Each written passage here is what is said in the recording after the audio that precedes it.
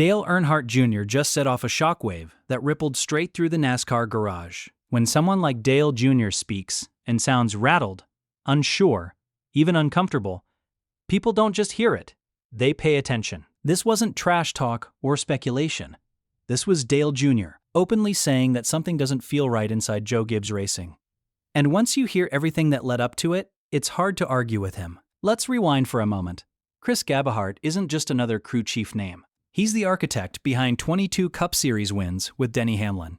He helped deliver back-to-back Daytona 500 victories. Championship 4 appearances became routine under his watch.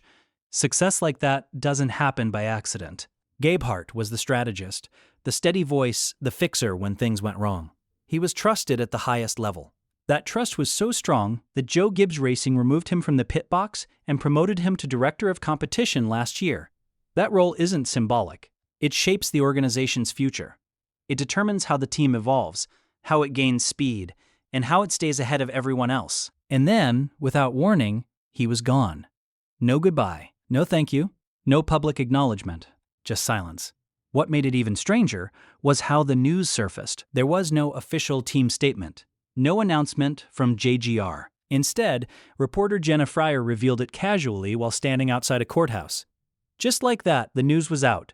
Chris Gabehart had left Joe Gibbs Racing, and the silence afterward was deafening. Naturally, attention shifted to Denny Hamlin. 6 years together. Wins. History. When Hamlin was asked about Gabehart's exit, his response was simple. No comment. No praise. No appreciation. Just a door slammed shut. That's when Dale Earnhardt Jr. spoke up. On his podcast, he finally voiced what many were thinking, but wouldn't say publicly. He called it a major loss for JGR and admitted it made him wonder about the overall atmosphere inside the organization. The general temperature, as he put it, when someone like Gabehart chooses to walk away, that phrase mattered. It wasn't casual. It was Dale Jr.'s way of saying something feels wrong behind the scenes. He reminded listeners that Gabehart had just stepped into a critically important role. Dale Jr. even said Gabehart was perfect for the job. And yet, less than a year later, that same person was gone without explanation. Looking back, Gabehart wasn't only tied to Hamlin. Mid-season, the number 54 team was struggling. Ty Gibbs, Joe Gibbs' grandson, and the future of the organization was having a rough stretch. Results were lacking. Momentum had vanished. That's when Gabehart stepped in, not officially as crew chief, but as a stabilizing force. Dale Jr. explained that the team found itself in a bind, and Gabehart essentially volunteered to help steer things back in the right direction. And it worked. Ty Gibbs quickly turned things around, winning the in-season challenge and a $1 million bonus, followed by a runner-up finish in Chicago. Top 5s and top 10s followed. Confidence returned. That turnaround wasn't luck. It was Gabehart. But that's where the tension begins. Dale Jr. raised a critical point. Gabehart may not have wanted to step back into that role, but felt obligated to do so. That distinction matters. It suggests he was pulled away from his real responsibility, shaping the future, to handle immediate problems. You don't elevate someone to director of competition just to use them as a crisis manager. That's like hiring a general and assigning him to roadside repairs. It doesn't make sense. Then the rumors started. Word spread that Gabehart might land at Spire Motorsports, a smaller team, but one with resources, ambition, and freedom to build something new, a place where his ideas could flourish. But when Spire announced its crew chief lineup, his name was missing. Now, no one knows where Gabehart is headed. He left one of the most powerful positions in NASCAR without a visible next step, and Joe Gibbs Racing remains completely silent. No statement, no appreciation, no farewell. And when an organization that influential says nothing, that silence feels intentional. Instead of fading, the quiet grew heavier. That's where the second chapter of this story begins. When a top executive leaves a future-defining role after less than a year, and no one from the organization acknowledges it, that's not normal. That's a warning sign. Even Dale Jr. made it clear he was shocked. And coming from someone who has seen everything the sport can offer, that reaction carries weight. He knows what routine departures look like. He knows when something is being kept under wraps. So what could drive someone like Chris Gabehart out? Inside the garage, one phrase kept surfacing. Crew chief Tommy Baldwin summed it up simply: family overrides. In NASCAR terms, that means decisions aren't always driven by racing logic. Sometimes they're driven by family ties at the top. Suddenly, the situation starts to make uncomfortable sense.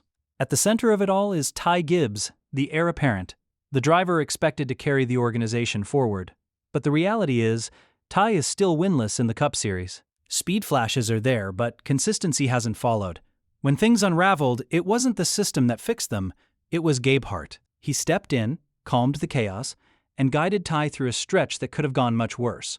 But how long does an elite leader accept being pulled away from his primary mission to protect a family investment? Dale Jr. hinted that Earnhardt's director role should have taken priority over short-term fixes.